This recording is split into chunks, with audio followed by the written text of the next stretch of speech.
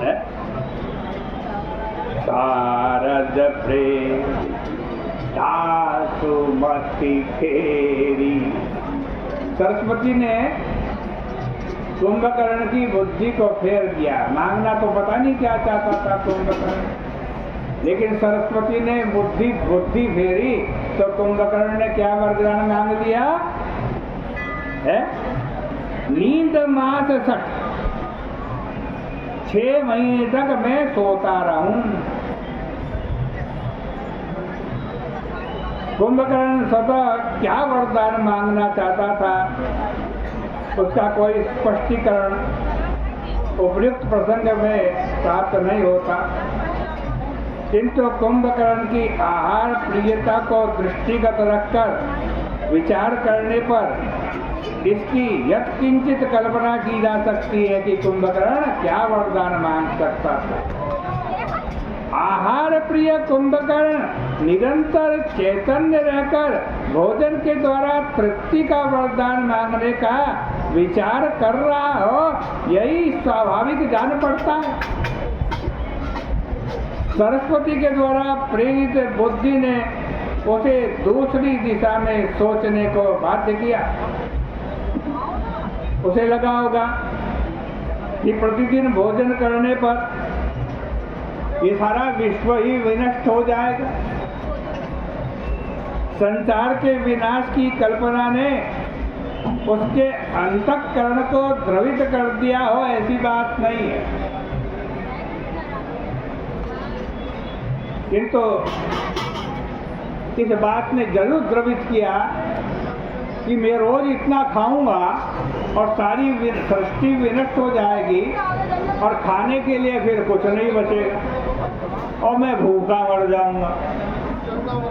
तो उसने सोचा क्या करें कि 6 महीने सोऊं, 1 दिन खाऊं।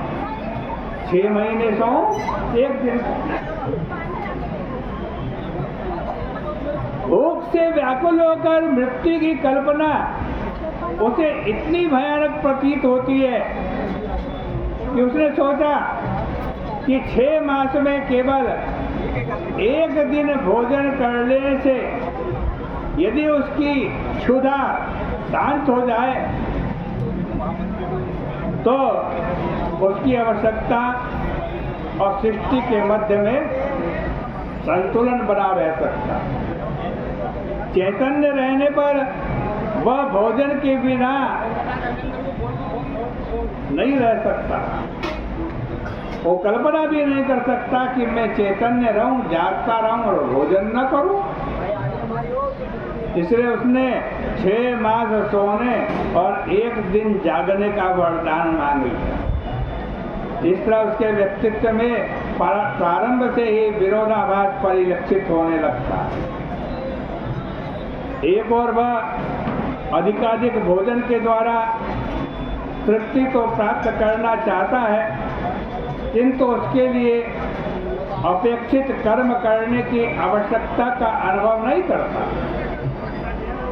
रजोगुण की आकांक्षा को वह तमोगुण के माध्यम से पाना चाहता है। इससे बढ़कर के और क्या विरोधाभास हो सकता है। इस तरह निष्क्रिय कुंभकर्ण की परितृप्ति का सारा भार रावण के ऊपर पड़ गया। इसलिए कुंभकर्ण के मन में रावण के प्रति कृतज्ञता की भावना होना स्वाभाविक। रावण इस बोझ को सहर्ष स्वीकार कर लेता है। इसके पीछे स्वयं उसकी मनोवृत्ति। निष्क्रिय कुंभकर्ण का इतना बड़ा भार उठा लेने के पीछे केवल उसका भातृ प्रेम ही नहीं था। एक तो ये बात थी कि उसको डर था सक्रिय कि यदि कुंभकर्ण जागता रहा ना तो उससे बड़ा प्रतिद्वंदी दुश्मन मेरा और कोई नहीं हो सकता और मुझको मार करके राजा बन जाए।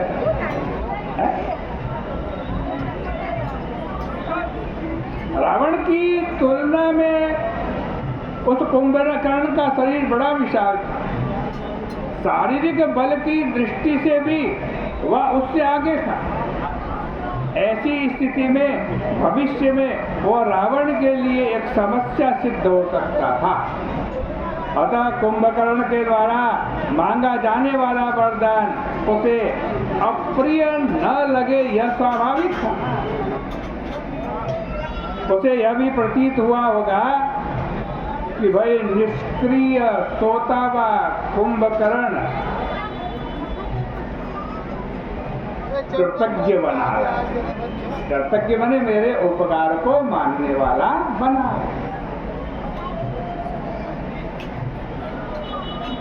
उस कुंभकर्ण को हमेशा हमेशा के लिए अपने आश्रित बनाए रखना हर दृष्टि में रावण को लाभदायक सिद्ध हुआ।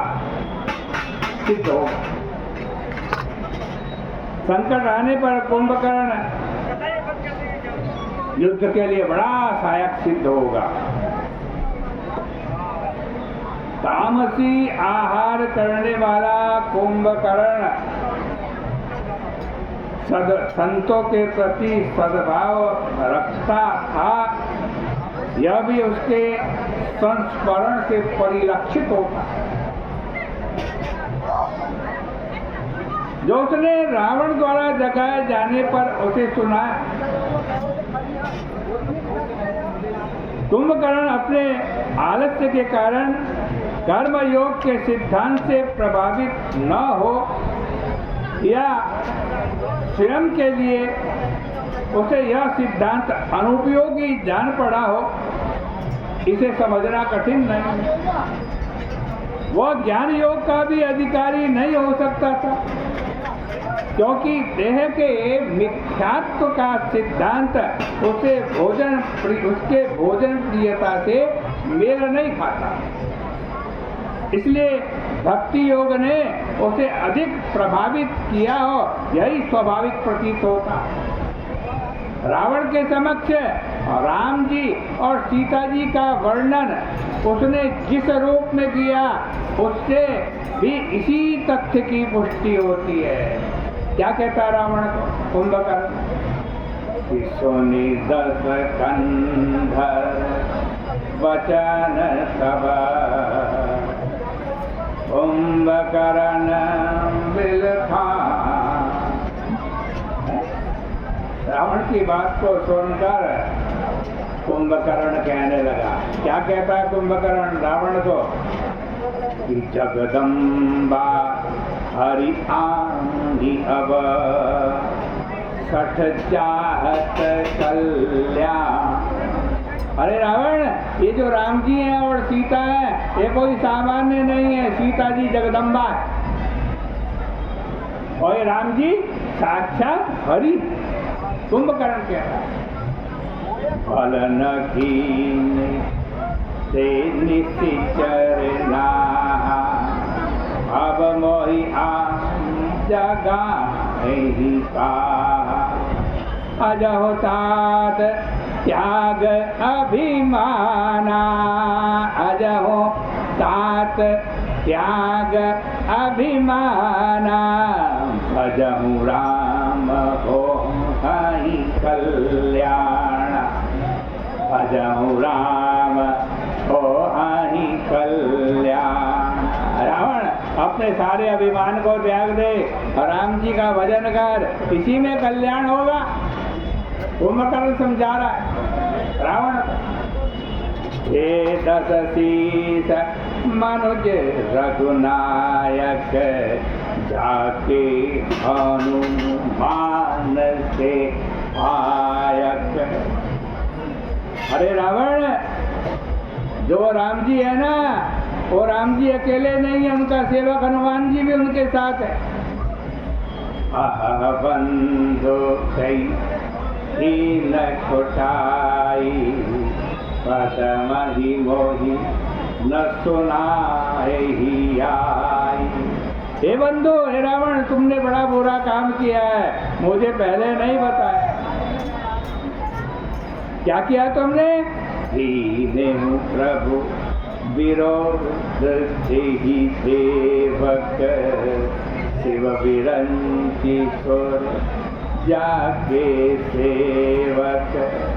अरे तुमने उनसे विरोध किया है, अरे जिनके शंकर जी ब्रह्मा जी भी सेवक हैं, देवता भी सेवक हैं। ऐसा समझाया किसने? कुंभकर्ण ने, रावण को।